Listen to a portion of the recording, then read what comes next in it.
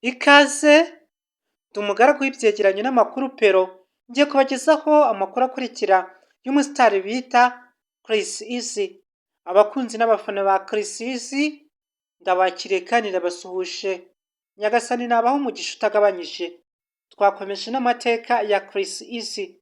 Ese yatangiye umuziki ryari? Ubuzima yabayemo, amafaranga ahembwa, ibyo byose ndaza kubigarukaho. Okay, twatangiye. Chris Easy yatangiye gukoresha urubuga nka YouTube ku itariki 26 z'ukwa karindwi mu 2017. Chris Easy akaba amaze kwa uploadinga cyangwa se gukora indirimbo 19 nisa amaze kugeza ku rubuga nka YouTube. Indirimbo 19 twagaruka nko ku ndirimbo bita Sekoma ni indirimbo imaze amezi 3 ikaba ifite miliyoni 5 igiye kuzuza miliyoni 6. Uyu muhanzi Chris Easy amaze kurebwa na miliyoni 38. Nicyo giteranyo cy'abantu bamaze kumureba. Reka twigarukire ku bantu bamukurikirana bangana gute. Abantu bakurikirana Chris Easy ni 398 by'abasubscribe. Abo nibo bantu bakurikirana Chris Easy biyandikishije mu muryango we, bakunda umuziki we, babyumva neza. Twagaruka ku mbuga nkoranyambaga Chris Easy akoresha niba uri umufana we, aho wazajya umukurikira bikoroheye. Haza Facebook, Twitter, Instagram cyangwa se IG. Aho hose nawe wamusanga umustar Chris Easy. Ndaza kugaruka ku mafaranga ahembwa, ubuzima yabayemo. Ese yavutse ryari? Yavutse mu 2001. Chris Easy. Okay. Nkomeje kwakira abantu mwese mugeze kuri uyu muyoboro mushya. Ikaze yo. Okay. Mboneraho no gushimira abantu mwagiye mukora subscribe, like, comment na share.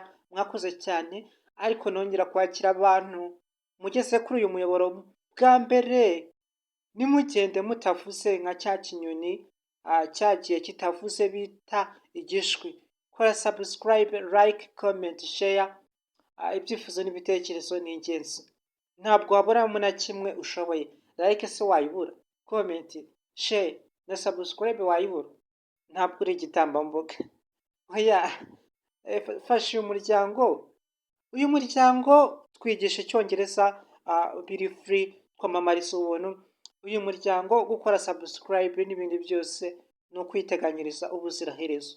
Iteka ryose tuzamamariza ubuntu, twigishirize ubuntu icyongereza cyiza.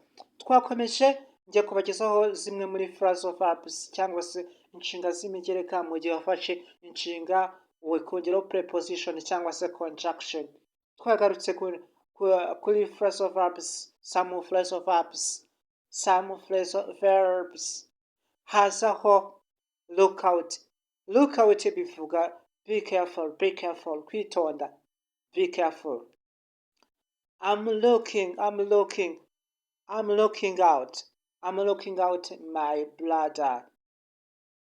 Ndimo kwitondera iki brother wants. Twakomeje look out. Look back. I'm looking back my dreams. Ndi gutekereza ku nzozi zanjye zashize, zahise. Look back nyine no gutekereza ku hashize.